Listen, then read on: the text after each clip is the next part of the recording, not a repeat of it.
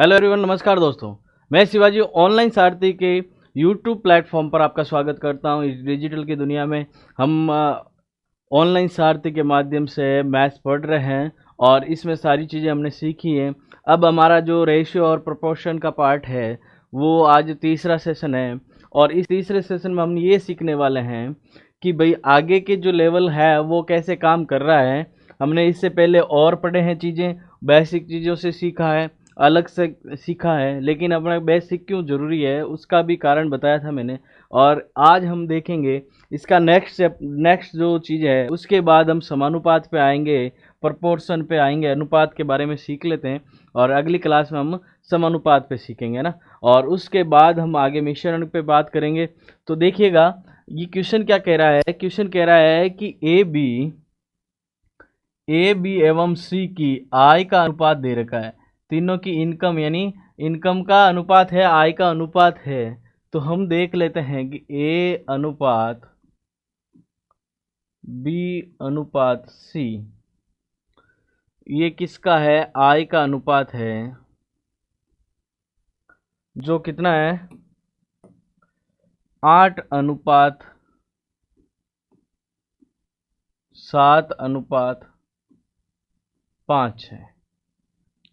तथा इनके व्यय का अनुपात 6:5:4 है।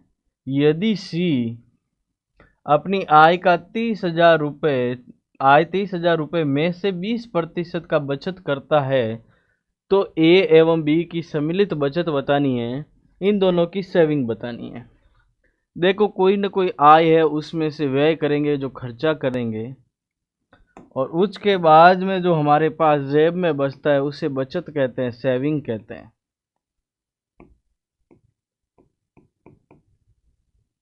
क्या कहते हैं? सेविंग कहते हैं। इसको एक्सपेंडिचर और इसको इनकम।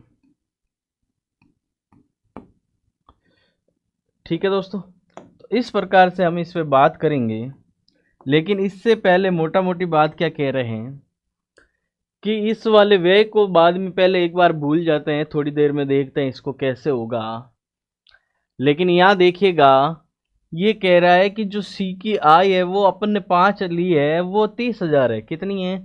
5 है, जो 30,000 के बराबर है। किसके बराबर है? 30,000 के बराबर। तो इसका मतलब ये हुआ कि 5 बराबर तक 30 है, तो 1 बराबर का कितना होगा? आप कहोगे सर 30,000 में 5 का भाग देंगे तो आ जाएगा 6,000। कितना आ जाएगा? 6,000 आ जाएगा। अब ये तो मोटा मोटी बात अलग से होगी है, लेकिन हम साइड में देखते हैं। ये कह रहा है कि सी है जो अपनी आय 30,000 में से 20% बचत करता है। तो बचत कितनी करता है निकाल लीजिएगा, या सी की बचत निकाल देते हैं। 30,000 का 20% हमने प्रतिशत में पढ़ा है, कैसे निकाला जाएगा? बिल्कुल ऐसे ही निकालेंगे ना, बिल्कुल, है ना। उसके बाद 2 शून्य से 2 शून्य काट लेंगे। कितना आ जाएगा? अच्छा 3,000 नहीं 30,000 है ना, बिल्कुल। तो 6,000 की बचत आ जाती है। किसकी आती है? सी की बचत आती है। सी की बचत अगर 6,000 आ रही है और हमने निकाला एक है जो 6,000 के बराबर है, तो हम देखेंगे तो इसका मतलब है 6,000 किसके बराबर है? 1 के बराबर। यानी मेरी बचत 1 हो रही है, 5 की जगह बचत 1 हो रही है। कैसे हो रही है? देखो, अगर मैं 5 इनकम मान लूँ तो उसका 20% निकालने जाऊँ तो एक शून्य से एक शून्य कट जाएगा। 5 से ये कितनी बार कटेगा? 2 बार। और 2 से ये कटेगा 1 बार। उत्तर कितना आएगा? 1। देखो ये रियल वैल्यू में आ गया, ये अनुपात में हमारा वैल्यू आ गया। तो 1 की बचत हो रही है, तो खर्चा कितने का हो रहा है? खर्चा 4 का हो रहा है। देख लो, इसको मिलाओ, ये आ गया। 5 की आय है, 4 का खर्चा है, 1 की बचत है। अब आप देख लो, निकाल लो। देखो 5 बराबर का 30,000 है, 6 आता है ए का मान, तो 4 का मान कितना हो जाएगा 24,000। कितना हो जाएगा 4 इंटू 6,000। देखो 30,000 आई थी, 24,000 खर्चा हुआ, तो बचा कितना 6,000। कोई दिक्कत है क्या? ये तीनों चीजें काम कर रही है। अब आपको समझ में आ गया होगा। तो इस प्रकार से हमें बात करनी है। देखो ये 4 अनुपात में है, तो देखो 4:5:6 दे रखा है, तो हम इसको भी मान लेंगे ये 5 अनुपात है, और ये किसके साथ है 6 के साथ। यानी ये रेशियो बराबर सही हो रहा है, ये रेशियो सही हो रहा है, इसके हिसाब से भी देखें तो भी सही हो रहा है, तभी हमें ये अनुपात लिखना है, नहीं तो नहीं लिखना है। क्यों नहीं लिखना है उसका भी रीजन बताऊंगा अभी, अगले वाले क्वेश्चन में उसका भी रीजन बताएंगे आपको। तो थोड़ा सा धैर्य रखें। अब देखिएगा यहाँ बचत देखो, 7 में से 5 गए, बचत कितनी आ गई सर 2। यहाँ देखो 8 में से 6 गए, बचे कितने 2। 2:1 की बचत हो रही है। अब देखो अगर एक का मान कितना है 6,000, तो इसका मान कितना हो जाएगा 6,000 से गुना हो जाएगा। 6×7=42। कितना आ जाएगा 6×7=42। और इसको भी 6 से गुना करा देंगे 6,000 से, और ये हो जाएगा 48,000। कितना हो जाएगा 48,000। इन सबको भी 6 से गुना करो, 6,000 से गुना करवाएंगे, तो ये 6,000 से गुना होता है, ये 30,000 हो जाता है। कितना हो जाता है 30,000। हम सबका निकाल के देख रहे हैं, अपना आंसर तो डायरेक्ट ही पड़ा है। जैसे ही अनुपात निकला, 6,000 से इसको गुना किया तो 1 है, ये डबल होगा 12, ये डबल होगा तो 12, 12 और 12 24, दोनों की बचत बी और सी, ए और बी की बचत कितनी 24,000। लेकिन अपन 24,000 डायरेक्ट नहीं निकलने, एक बार चेक कर लेते चारों तरफ से।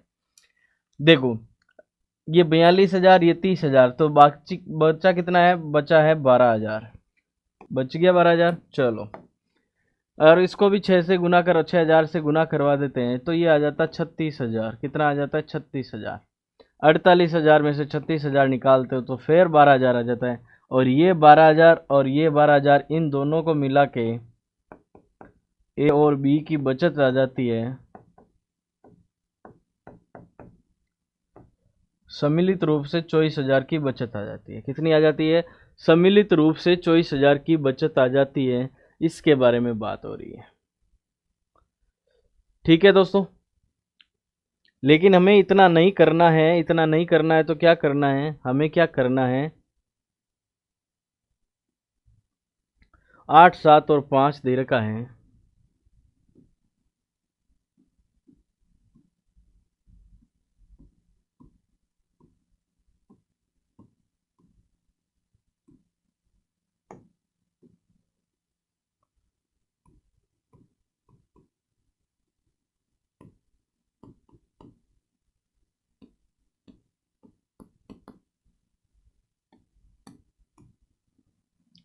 लेकिन हमें ये बोला था कि सी की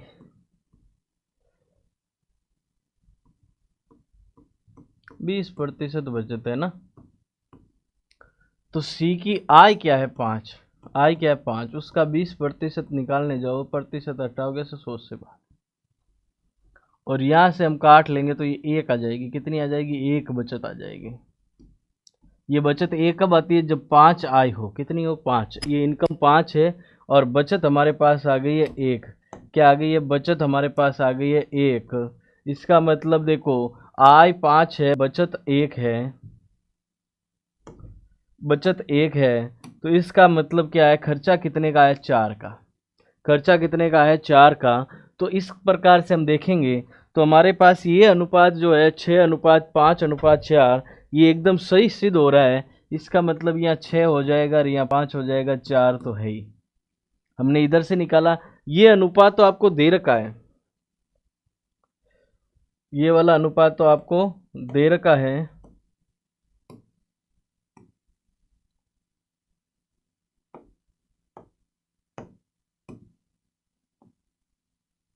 ये अनुपात आपको गिवन है, बट हमने क्या किया है, इसको अलग से सिद्ध कर लिया, यहाँ से यहाँ तक एकदम सही है, सटीक है। इसका मतलब क्या हुआ, इसको भी सीधा कर लो तो ये भी काम आ जाएगा, और ये कितना हो जाएगा 2 हो जाएगा, और इसको भी देखोगे तो ये भी 2 हो जाता है। एक ध्यान रखना, पहले भी बता दिया मैंने, फिर बता देता हूँ। इनकम है कोई भी, कोई अपने पास इनकम मतलब क्या है, जो भी आपकी आय है, आय यानी आप आमदनी कर रहे हो, उसमें से फिर आप घर के लिए कुछ ना कुछ सामान खरीद रहे हो, वो आपका खर्चा हो जाता है, उसको एक्सपेंडिचर कह देंगे, है ना। उसके बाद जो जेब में बचेगा उसको सेविंग कहेंगे। क्या कहेंगे? सेविंग कहेंगे। ये इम्पोर्टेंट चीज़ है। ये वाली चीज़ अगर आपको ध्यान में है तो हमारा काम हो जाएगा। अब हमें कुछ नहीं करना है, ये सारी चीज़ें हैं, हमें इन दोनों की एक साथ की बचत पूछा, एक साथ की बचत कितनी होगी, ये 4। तो इसके बारे में हम अभी जानकारी हासिल करते हैं। चलो, ये देखो हमें 5 यूनिट का मान दे रखा है 30,000। कितना दे रखा है? 30,000। तो यहाँ से हम निकालेंगे 1 यूनिट का मान। 1 यूनिट का मान यहाँ से आ जाता है 6,000। कितना आ जाता है? 6,000। ये 1 यूनिट का मान आ गया 6,000। 1 यूनिट का मान 6,000 आया है, तो 2 यूनिट का मान आ जाएगा 12,000। और 2 यूनिट का मान भी यहाँ कितना आ जाएगा? 12,000। और दोनों का मिला के हो रहा है 24,000। क्या हो रहा है? दोनों का मिला के हो रहा है 24,000।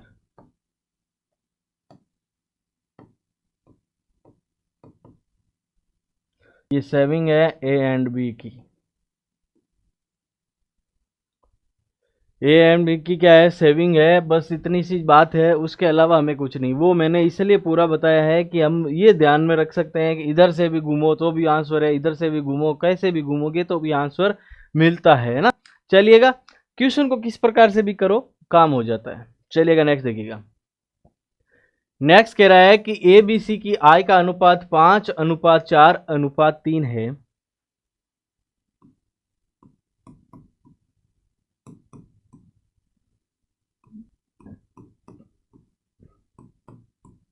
ये क्या है? इनकम है इनकी। उसके बाद देखिएगा, ये कह रहा है इनके व्यय का अनुपात ये दे रखा है 2:1:1। ये दे रखा है 2:1:1। इसको एक बार इसमें ब्रैकेट में डालता हूँ, ये इसलिए डालता हूँ,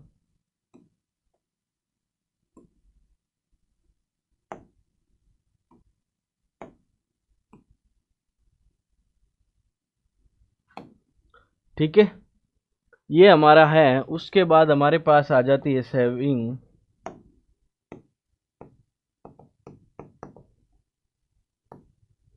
सेविंग सेविंग निकालने के लिए हम कहाँ जाएंगे? यहाँ पढ़ेंगे आगे। ए अपनी आय का 20% भाग बचत करता है। कितना? 20% भाग बचत करता है। अब हम देखेंगे कि ए की आय है 5। क्या है? ए की आय है 5, या निकाल लेते हैं।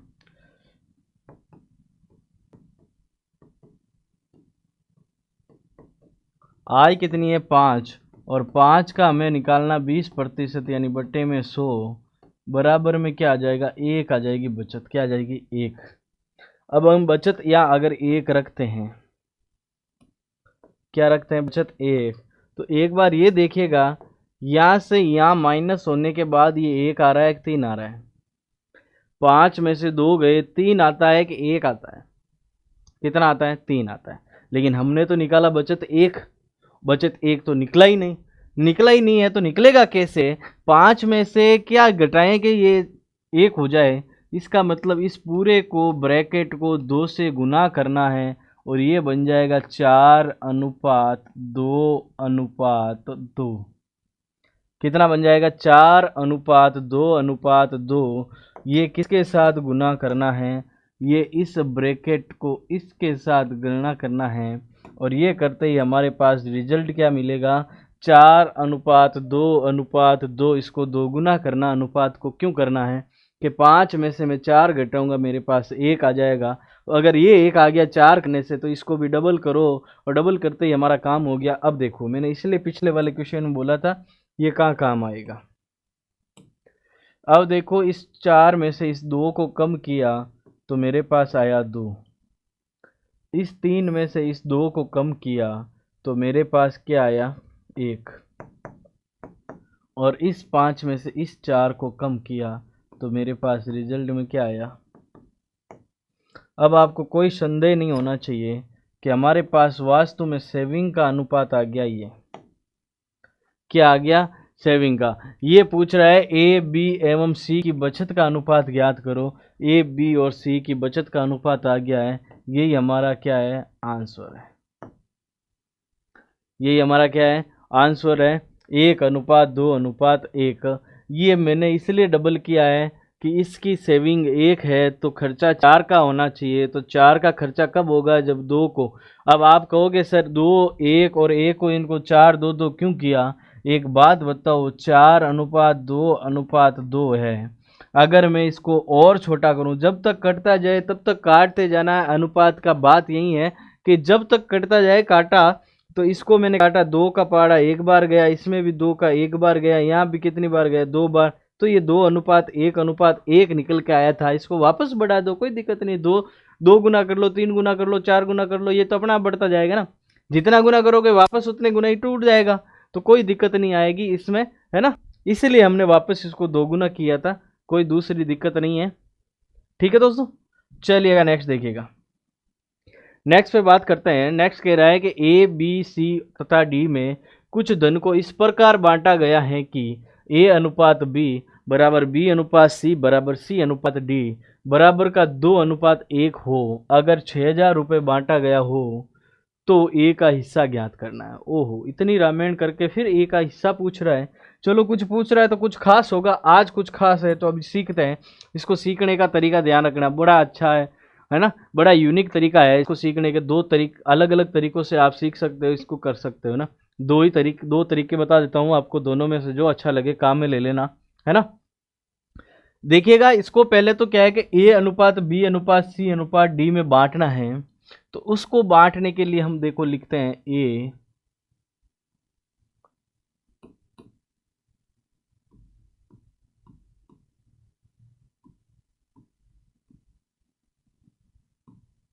दूर दूर क्यों लिख रहा हूं उसका भी रीजन बताता हूं, है ना। अभी बताएंगे आपको ये दूर क्यों लिखा है। दूसरा तरीका यहां देखते हैं।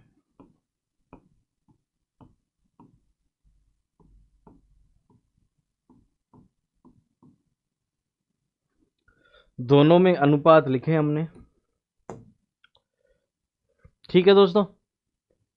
अब आपको देखो, ये A:B 2:1 है, B:C 2:1 है, C:D 2:1 है। ये ध्यान रखना।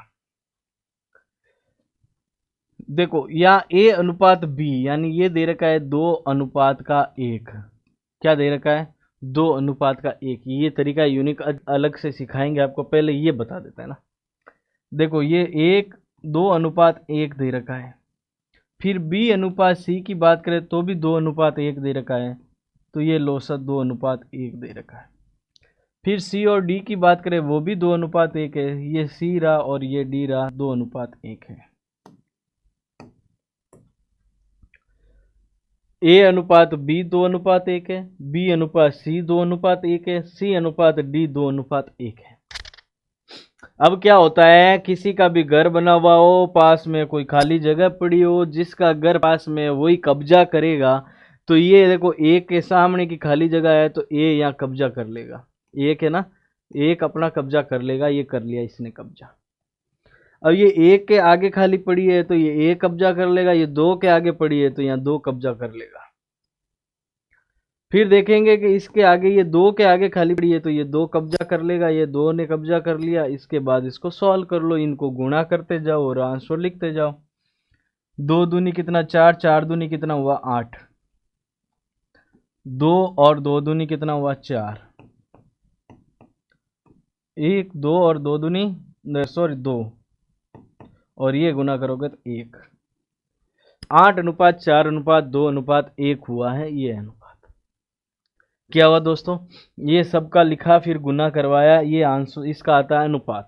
अनुपात आने के बाद आगे सोल्व करना है। इसका अनुपात निकालने का कारण देखिएगा,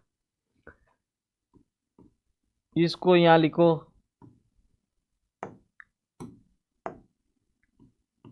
नेक्स्ट। B:C क्या था, 2:1, तो इसको करो 1:2। यानी 2 अनुपात था ना, तो उसको उल्टा लिखो, उल्टा लिख देते हैं। फिर इसको सॉल्व करोगे तो ये 1/2 होता है, इसको यहाँ लिखोगे, यहाँ लिखोगे तो ये 1/2 हो जाएगा। और नेक्स्ट 2:1 है, इसको वापस 1/2 लिख दो, उल्टा लिख दो अनुपात को बस। चलो उल्टा लिख दिया, हमारा काम हो गया है। क्यों लिखा उल्टा, उसका भी रीजन है कि हमने ए अनुपात बी तो 2:A ले लिया, लेकिन हमें लेना था सी का अनुपात। सी का अनुपात के लिए बी के अनुपात को तो लाना है वापस, लेकिन सी का अनुपात यहाँ से बी, यहाँ से कैसे निकलेगा सी? सी तो 1 है, तो ए को ऊपर रखो, बाकी को नीचे रखो। तो हमने ए को ऊपर रखा, बी को नीचे रखा। क्यों रखा? क्योंकि बी यहाँ से आ रहा है, बी नीचे है, तो बी से बी कट जाएगा तो सी बच जाएगा। और फिर ये पूरा सी का मान यहाँ रखा, सी को नीचे रखा, बी को ऊपर रखा, सी से सी कट जाएगा तो डी बच जाएगा ना। ये कारण है इसका, ये देखिएगा। अब इसको सॉल्व करते हैं। देखो ये नीचे कितना हो गया 4, और यहाँ और कहीं 4 नहीं है ना, तो इसको पूरे को 4 से गुना करवा लेंगे। तो पूरे को 4 से गुना करवाएंगे,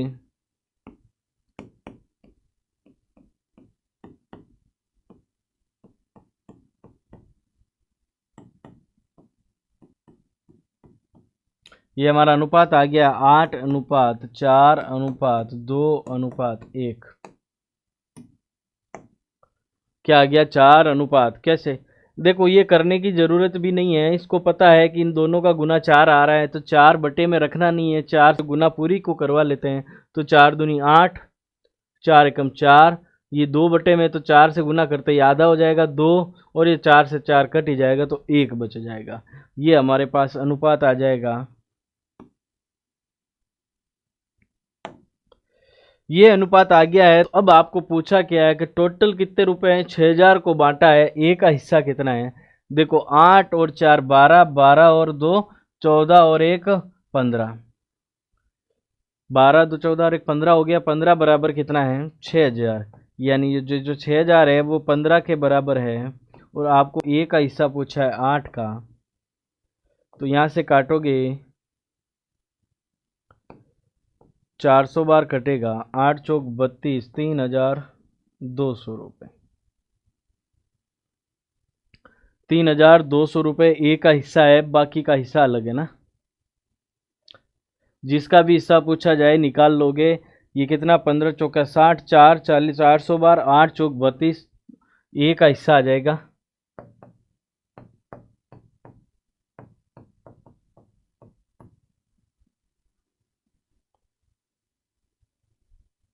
ठीक है दोस्तों, इसके अलावा और कुछ देखो, ये सिंपल चीज़ लगेगी आपको, बाद में लगेगी, 2-4 बार प्रैक्टिस करोगे इससे भी इजी वो लगेगी। क्यों लगेगी इसका रीज़न बताता हूँ।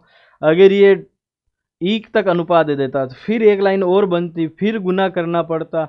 अगर इसमें बड़ा दे देता वैल्यू, अगर यहाँ 7 8 5 आ जाता कुछ, तब गुना करने में दिक्कत आने लग जाती। इससे अच्छा है कि ये छोटा अनुपात है तो डायरेक्ट काम हो रहा है, तब आप इसको ऐसे इजी समझ रहे हो। बाकी ये सबसे सिंपल होगा। अगर इस पर आप कमांड बनाते हो तो बहुत शानदार चीज़ होगी आपके लिए ना। अब देखिएगा, ए बी तथा सी अपनी आय का क्रमशः 40%, 50% एवं 60% बचत करते हैं। ये पहले वाला ए का है, दूसरे वाला बी का, क्योंकि क्रमशः लगा, इसका मतलब यहाँ क्रम था वही यहाँ क्रम है ना। यदि इनके खर्च बराबर हो तो आय का अनुपात ज्ञात करो। देखो देखो ए की आय, देखो ए खर्च कितना कर रहा है? खर्च इनके बराबर है। और ये क्या है? इनकी आय, बचत है, ये वाली बचत है। तो ए 40% बचत करता है तो 60% खर्च करता है।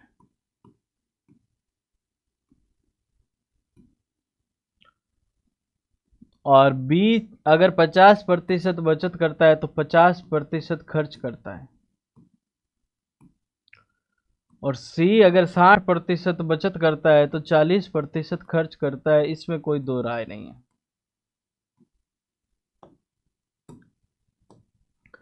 देखो ए 40% बचाता है, इसका मतलब 60% खर्च करता है। 100% ही कोई चीज होती है अपने आप में, तो 40% बचत करता है तो 60% खर्च करा हमने लिखा। बी 50% बचत करता है तो 50% ही खर्चा करता है। चलो लिख दिया। सी का लिखा है 60% का बचत करता है, तो 100 में से 60 का बचत करता है तो 40 खर्च करता है, ये लिख दिया। अब ये कह रहा है कि यदि इनके खर्च बराबर हो, तो खर्चा हमने लिख दिया और ये खर्चा क्या है, बराबर है। बस यही बात हो रही है। अब प्रतिशत से प्रतिशत हटा लो, ये 0 से 0 हटा लो, आपके पास आ गया ए, ये आ गया ए गुना 6 बराबर बी गुना 5 बराबर सी गुना 4। अब यहाँ एक ध्यान रखना, ये अनुपात नहीं है। अनुपात निकालना हो किसी भी चीज का अगर, तो इनके जो भी बटे में चीज आएगी, ए के बटे में ए का अनुपात होगा, बी के बटे में बी की चीज होगी, तो इनको अनुपात में ले जाओ, यानी बटे में ले जाओ। कैसे ले जाएंगे, कैसे ले जाएंगे? 6, 5 और 4, इन दो तीनों का एलसीएम कितना होता है, कितना होता है भाई? अगर 60 लें, 60 ऐसी संख्या होगी सब में भाग जाएगा क्या? 60 लेंगे तो सबका भाग जाएगा कि नहीं जाएगा? जाएगा। तो इसको भी 60 से, एलसीएम 60 है, 60 का भाग देंगे, इसमें भी 60 का भाग देंगे और इसमें भी 60 का भाग देंगे। 6 का कितनी बार जाएगा? 10 बार। 5 का कितनी बार जाएगा? 12 बार। 4 का कितनी बार जाएगा भाई? 4 का जाएगा 1 बार, बच गया 2 और 15 बार। और कोई कट रहा है क्या? नहीं। तो हमारे पास आ गया ए बटे में 10 अनुपात बी बटे में 12 अनुपात सी बटे में 15। तो इसको आप लिख सकते हो ए अनुपात बी अनुपात सी बराबर ए अनुपात बी अनुपात सी बराबर ए अनुपात 10 अनुपात 12 अनुपात 15। ये आपस में अब नहीं कट रहा है, ना 2 का भाग सब में जा रहा, ना 3 का भाग सब में जा रहा, ना 5 का भाग सब में जा रहा, ना 4 का भाग सब में जा रहा, कोई भी नहीं जा रहा ना। इसका मतलब यही लास्ट अनुपात है, यही आपको आय का अनुपात ज्ञात करना था। हमने निकाल लिया है कि यही इनके आय का अनुपात है। कोई दिक्कत नहीं है दोस्तों, एकदम सिंपल है। बचत का है, खर्च हमने निकाल लिया, खर्च से हमने अनुपात निकाल लिया और आय का अनुपात आ गया। चलिएगा नेक्स्ट क्वेश्चन देखिएगा। नेक्स्ट क्वेश्चन कह रहा है कि ए अनुपात बी 2 अनुपात 3 दे रखा, बी अनुपात सी 3 अनुपात 2 दे रखा है, सी अनुपात डी 5 अनुपात 4 दे रखा है। तो ए अनुपात बी अनुपात सी अनुपात डी निकालना है। ये हमने अभी देखा है, तो हम चलो फटाफट से निकालने की कोशिश करें। ए अनुपात बी अनुपात सी अनुपात डी। देखो उसमें 2 अनुपात 1 2 अनुपात 1 2 अनुपात 1 था, तो सिमिलर हो गई थी चीजें। अब सिमिलर नहीं है तो एक बार सीख लेते हैं कैसे हैं। देखो कुछ चीजें इसको इम्पोर्टेंस अलग तरीके से भी देके काम कर सकते हैं, कैसे करेंगे वो भी बता देंगे। ये देखो ए अनुपात बी कितना दे रखा है? 2 अनुपात 3। और यहाँ कितना दे रखा है? 3 अनुपात 2। ये 2 दे रखा है ना, ये यहाँ 2 है। तो देखो ए अनुपात बी आपको दे रखा है 2 अनुपात 3 और बी अनुपात अगर सी दे रखा है 3 अनुपात 2 और फिर आपको दे रखा है सी अनुपात डी दे रखा है जो 5 अनुपात 4 दे रखा है। ये ए अनुपात बी अनुपात सी बहुत इजीली बन जाएगा, सी अनुपात डी बचेगा जो ज्ञात करना पड़ेगा थोड़ा सा।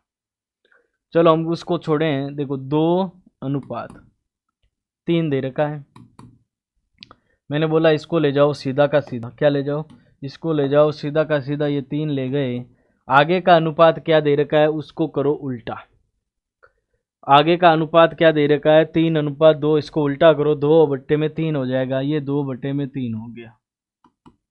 अब यहाँ देखेंगे आप 3 से 3 कट जाएगा, यहाँ से आगे आएगा तो ये 2 बचेगा, 2 आ गया। उसके बाद क्या है कि 5 अनुपात 4 यानी उल्टा करो, 4 बट्टे में 5 हो जाएगा। अब एक बात देखो कि 5 किसी के बट्टे में है क्या? नहीं। तो यहाँ 5 अकेला बट्टे में है, तो सबको 5 से गुना करवा दो, बट्टा में हट जाएगा।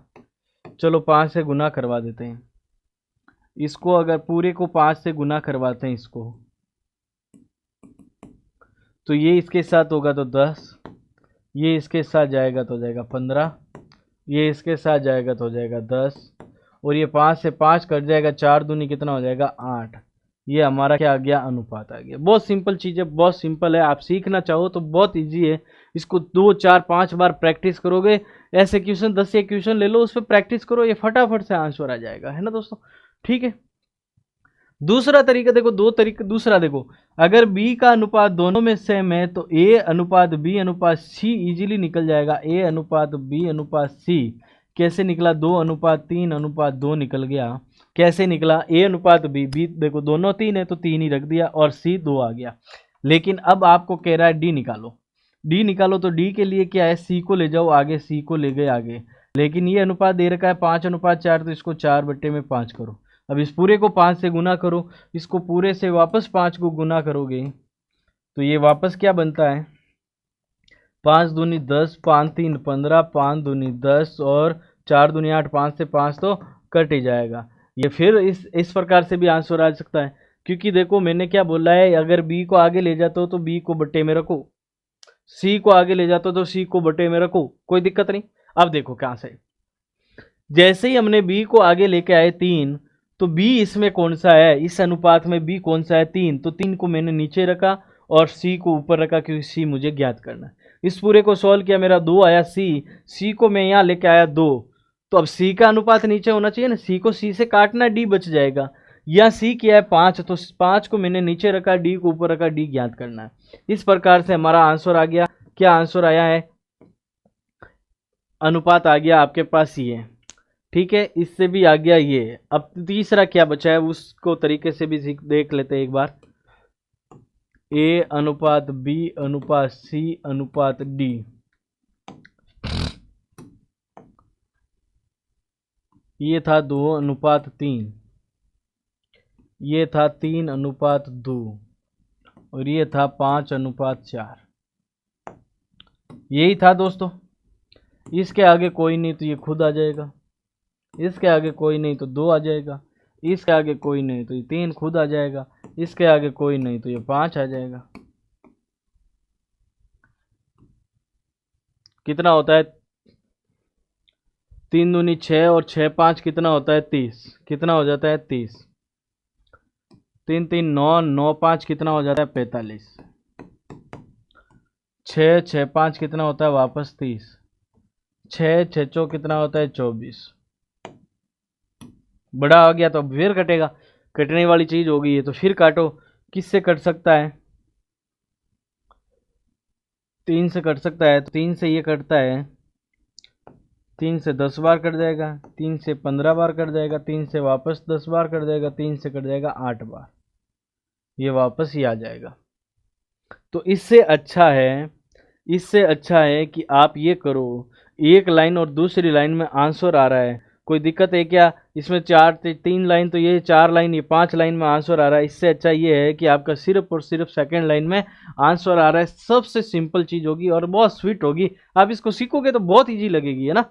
चलिएगा नेक्स्ट क्वेश्चन देखिएगा। नेक्स्ट क्या कह रहा है, ए बटे में बी बराबर बी बटे में सी है, तो बी की घात में 4 और सी की घात में 4 का अनुपात ये बताना है, ज्ञात करना है। चलो ज्ञात कर लेते हैं एक बार। इसको लेते हैं ए बटे में बी बराबर बी बटे में सी, यहाँ से इसको गुना करेंगे, यहाँ से इसको गुना करेंगे, ये बी इंटू बी हो जाएगा और ये ए इंटू सी हो जाएगा। इसको लिख सकते हो बी की घात में 2 और इसको ए सी लिख सकते हो। यहाँ तक तो कोई दिक्कत नहीं। अब ये कह रहा है, क्या कह रहा है, तो ज्ञात करना ये b की घात 4 अनुपात c की घात 4, ये आपको ज्ञात करना है। चलो ज्ञात कर लेते हैं। b की घात 4 को मैं लिख सकता हूँ b की घात 2 इंटू बी की घात 2 अनुपात c की घात 4, है ना। अब इस b की घात 2 की जगह मैं ये लिख दूंगा,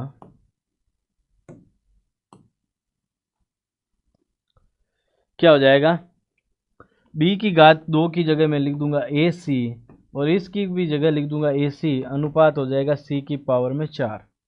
देखो a इंटू ए तो ए स्क्वायर, ये इसका इसके साथ करेंगे तो सी स्क्वायर अनुपात में c की घात 4। यहाँ से काटोगे तो ये कट जाएगा, 2 बच जाएगा, हमारे पास आ जाएगा ए स्क्वायर अनुपात सी स्क्वायर। क्या आ जाएगा, ए अनुपात स्क्वायर सी स्क्वायर, इसका आंसर आ जाएगा।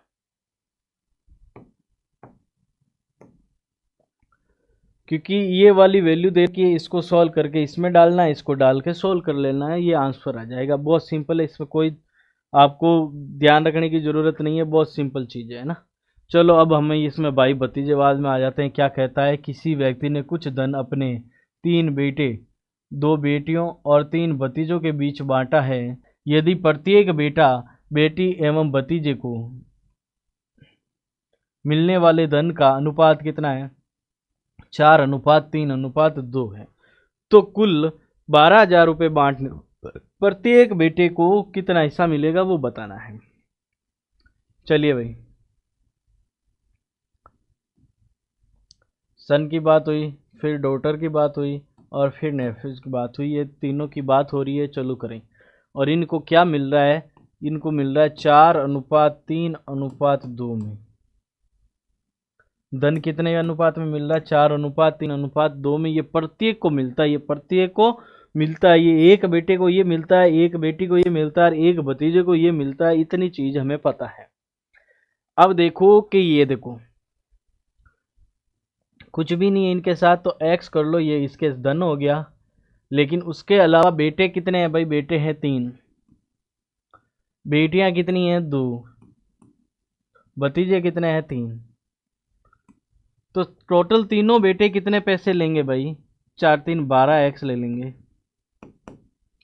और दोनों बेटियां ले लेगी 6x और भतीजे भी ले लेंगे 6x। ये कुल धन आ गया इनका। ये प्रत्येक का धन है और ये बेटों बेटों की संख्या से गुणा करेंगे तो ये कुल धन आ जाएगा। और कुल धन हमें दे रखा है 12,000 रुपये।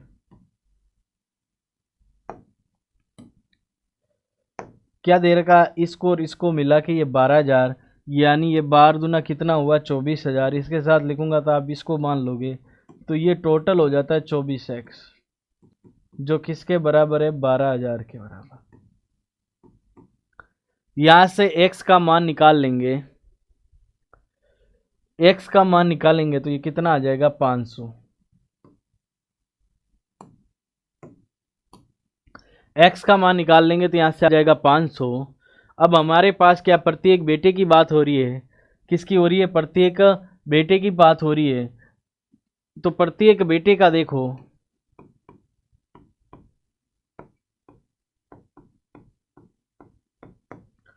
बेटे को क्या मिल रहा है, प्रत्येक बेटे को 4x मिल रहा है। 4×500 करेंगे,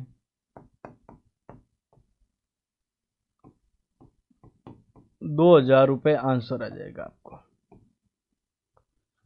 कितना रुपए, 2,000 रुपये आंसर आ जाएगा। किसका, प्रत्येक बेटे का। प्रत्येक बेटी का चाहिए तो 3×5=1500। प्रत्येक भतीजे का चाहिए तो 500 से गुना कर लेंगे तो 1,000 रुपये। तो ये चीज़ें हैं, बहुत सिंपल चीज़ है। कोई मतलब आपको एक्स्ट्रा ऑर्डिनरी चीज़ें भी नहीं है कि याद करना पड़ेगा, ऐसा कुछ भी नहीं है। सिर्फ और सिर्फ आपको ये ध्यान रखना है कि अनुपात कैसे बनेगा, अनुपात को मैं सॉल्व कैसे कर पाऊँ, और उसके बाद हमें कोई नहीं, क्योंकि कमांड हमें इसमें पढ़नी है। देखो क्वेश्चन जो है ना, इस वाले क्वेश्चन में कोई ऐसा अंतर नहीं है कि ये वाला क्वेश्चन डिफिकल्ट इजी है, ये इजी है। इसमें क्या है कि डायरेक्ट वैल्यू दे रखी है, और इसमें हमें क्या है कि इसमें थ्योरी में दे रखी है। इस थ्योरी में दे रखी तो हमें लगता है कि ये डाउटफुल है, ऐसा कभी नहीं है ना। चलिएगा नेक्स्ट देखिएगा। ये कह रहा है किसी 2 स्टेशन के बीच फर्स्ट क्लास, सेकंड क्लास और थर्ड क्लास के यात्री किराया का अनुपात इतना है। यानी आपको 2 स्टेशन के बीच में एक ट्रेन चल रही है या एक बस चल रही है मान लो, तो उनमें क्या है कि first class, second class, third class के 2 अलग अलग डिब्बे हैं, उनका किराया अलग अलग है। चलो हम देखते हैं इनका।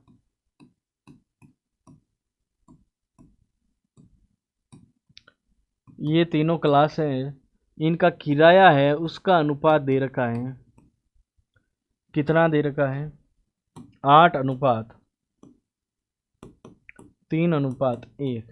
यानी किराया x के साथ गुना कर लें तो ये किराया बन जाएगा 8x, 3x और 1x, है ना। यदि स्टेशन के बीच यात्रा करने वाली इन श्रेणियों में यात्रियों का अनुपात कितना है, 2:5:10 है। यानी इसको अगर यात्री 2 यात्रा करें, इसको अगर 5 यात्रा करें, इसको अगर 10 यात्रा करें, तो ये यात्री है, तो ये इनकम हो जाएगी, आय हो जाएगी उस स्टेशन की। आय क्या हो जाएगी, इतना रुपया किराया, दो यात्री इतने जा रहे हैं, तो गुना करोगे तो कितना हो जाएगा, 8 दूनी 16x, ये हो जाएगा 15x, और ये हो जाएगा 10x। ये टोटल आय हो गई है, इनकम हो गई है। और ये कह रहा है कि कुल 28,700 रुपये की बिक्री में प्रथम श्रेणी टिकट की प्राप्त आय बतानी है। ये कुल आय है, और आय अपने पास ये वाली है। इन सब को जोड़ें,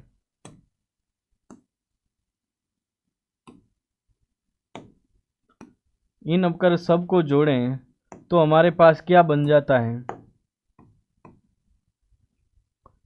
31 और 10 41। ये हमारे पास कुल आय है, और ये 41x किसके बराबर दे रखा है, 28,700 के बराबर। यहाँ से x का मान निकालेंगे, 700 आ जाएगा। कितना आ जाएगा, 700 आ जाएगा। अब आपको क्या पूछा है वो देख लो। अब आपको पूछा है प्रथम श्रेणी के टिकट से बिक्री की आय, है ना, बिक्री से आय, और प्रथम श्रेणी ये रहा फर्स्ट, और फर्स्ट से आय कितनी है, 16x। 16x है, यानी 16 को किससे गुना कराओगे, 700 से गुना कराओगे। 6 7 हो गया 42, और 7 और 4 11, 11,200 रुपये आय हो गई है। 11,200 रुपये आय किसकी हो गई है, 11,200 रुपये आय हमारे जो फर्स्ट श्रेणी के हैं उसकी आय हो गई है, टिकट जो बिके हैं, है ना। चलिएगा, उसके अलावा नेक्स्ट क्वेश्चन देखेगा। नेक्स्ट क्वेश्चन कह रहा है किन्हीं दो व्यक्तियों की आय दे रखी है 2:3 तथा प्रत्येक की आय क्रमशः 20% और 30% घट जाती है, तो पहले आय की और दूसरे व्यक्ति की आय से कितना प्रतिशत कम है। चलो, एक व्यक्ति ए है और दूसरा बी मान लेते हैं। इनकी आय का अनुपात 2:3 है। देखो, सबसे सिंपल चीज है, इसको अगर बढ़ाने की बात हो और घटाने की बात हो तब इनको कुछ नहीं करना है, इसके साथ 2 0 लगा लो, सबसे सिंपल चीज है। और इसके बाद इसको -20% कर लो, और इसको -30% कर लो। दोनों घट जाती है, दोनों घट जाती है तो घटा दो। अगर ये 2 दूनी कितना 4, यानी 40 कम हो रहा है। कितना कम हो रहा है, 40। तो ये बचेगा कितना, 160। और ये कितना 3 3 9 90 कम हो रहा है, और बचेगा कितना, 210। कितना, 210। अब ये कह रहा है कि दूसरे व्यक्ति की आय से ये कितना कम है, ये कितना कम है, 50 कम है। कितना, 50 कम है।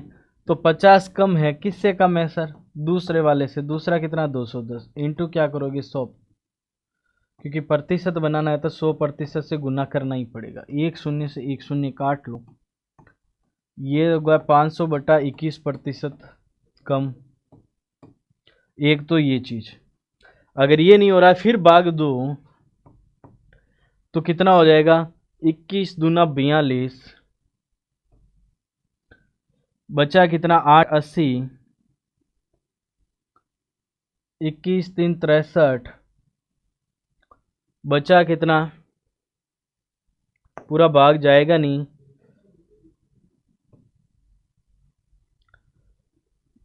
21 चौक 84 हो जाता है, और 80 बन जाता है 63, और ये बन जाता है 17।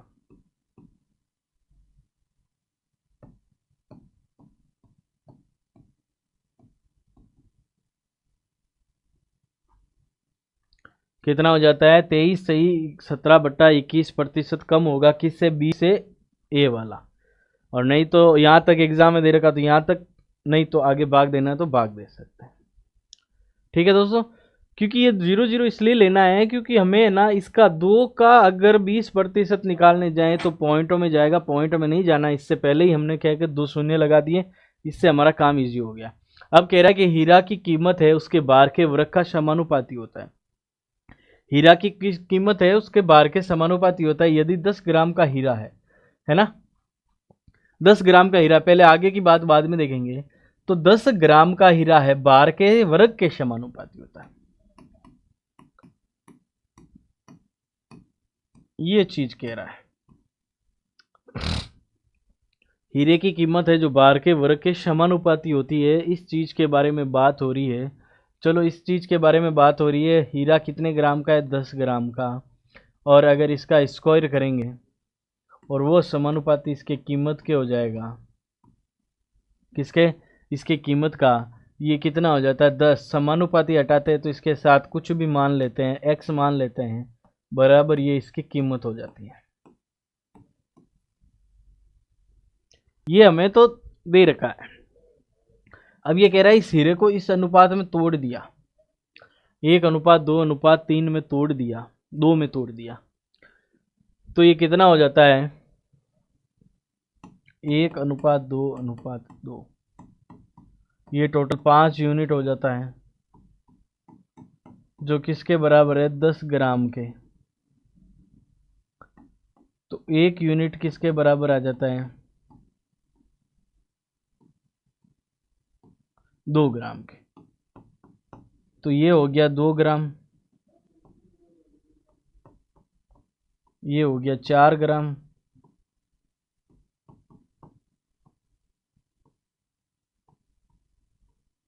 ये भी हो गया 4 ग्राम। देखो 4 और 4 8 और 2 10 ग्राम का हीरा था, 10 ग्राम वापस आ गए।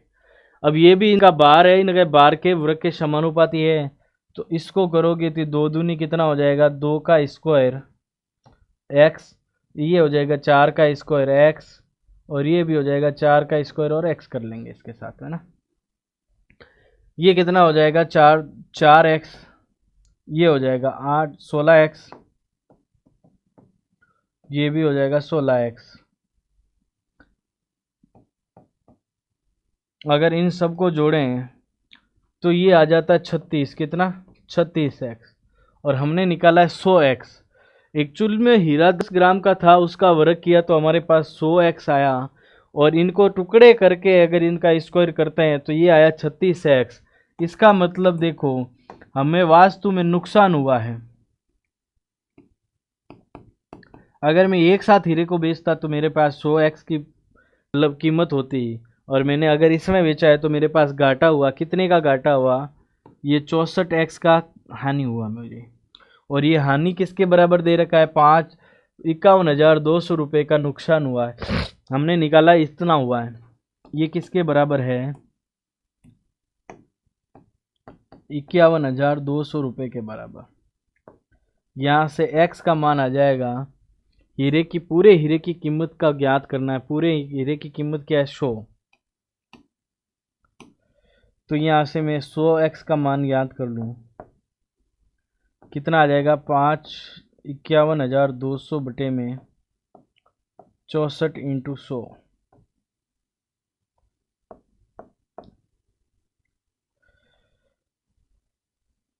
8 चौक 32, 48, और ये 64 कटेगा एक बार, 64 से कटेगा 800 बार, ये आ जाएगा 80,000 रुपये। कितना? 80,000 रुपये। 8 बार कटेगा, देखो 8 चौक 32, केरी का 3, 8 छंग 48 और 3 51, ये कट जाएगा टोटल 800 बार, ये आ जाएगा 80,000। इस पूरे हीरे की कीमत थी, जो 10 ग्राम का हीरा था वो 80,000 का था, हमने 36x में बेचा है। ये हमारी गलती थी, बहुत कमी थी, इसीलिए ध्यान रखना है ना। ये इसका आंसर आ गया 80,000। चलिएगा नेक्स्ट देखिएगा, एक ऐसा हीरो का क्वेश्चन और होना चाहिए, एक बार देख लेते हैं।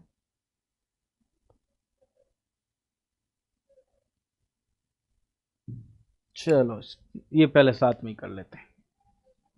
ये कह रहा है किसी 60 ग्राम के हीरे की कीमत का बार के वर्ग के समानुपाती होता है। एक बात देखो, 60 ग्राम का हीरा है, उसका वर्ग करेंगे और उसके समानुपाती उसकी कीमत होगी, यही बात हो रही है। ये कितना आ जाता है? 3600, और कुछ भी नहीं है, उसके साथ x मान लो, समानुपाती हटाएंगे तो x कर लेंगे तो ये कीमत हो जाएगी। अब ये कह रहा है इसको 20 ग्राम और 40 ग्राम में तोड़ा, तो 20 ग्राम की कीमत क्या हो जाएगी?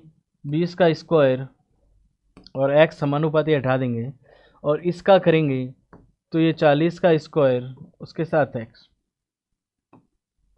ये हो जाता है 400x प्लस का। ये टोटल मिला के दोनों 2000x हो रहा है। कितना? 2000x। ये कह रहा है कीमत में प्रतिशत कमी। अब ये बात बताओ, यहां से यहां कमी कितनी हुई है? 1600x की कमी हुई है। तो प्रतिशत बनाना है, 1600x की कमी हुई है, 3600x से हुई है। प्रतिशत बनाने के लिए 100% से गुना करना है, कोई दिक्कत नहीं है। x से x कट जाएगा, 2 शून्य से 2 शून्य कट जाएंगे। और किससे कट रहा है? 4 से कट रहा है, 4 चौक 16, 4 से कट रहा है 9 बार 9 चौक 36। तो ये आ गया 4/9 इंटू 100%।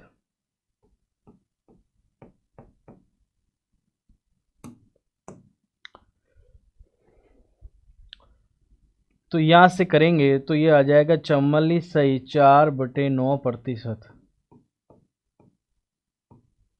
कमी हो जाएगा।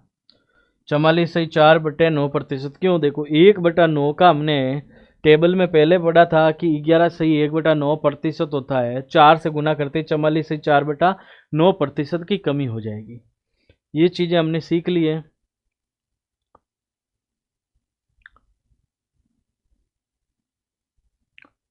ठीक है दोस्तों, अब बाकी वाली चीज है जो ये पैसे, थैले में पैसे कितने लेके आए हैं उसके बारे में बात भी करेंगे।